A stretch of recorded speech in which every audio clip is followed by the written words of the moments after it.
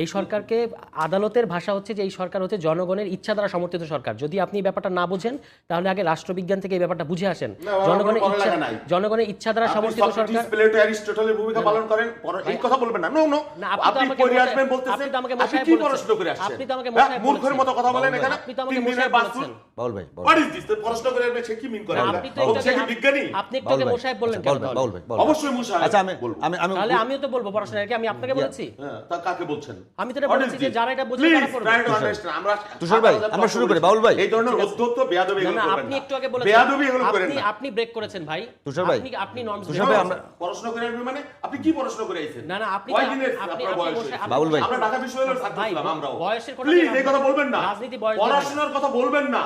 আপনি কি পড়াশোনা করে আইছেন? আপনি কি সক্রেটিস না অ্যারিস্টটল? না সক্রেটিস অ্যারিস্টটল ভালো লাগবে না, নরমাল জিনিস বাউল বুঝতে ভাই, হবে। ইসলামী বাউল ভাই, আপনি এটা স্টুপিডিটি, এই ধরনের অত্যন্তপূর্ণ কথাবার্তা। আচ্ছা, পড়াশোনা করে আসবেন আমরা মানে কাউকে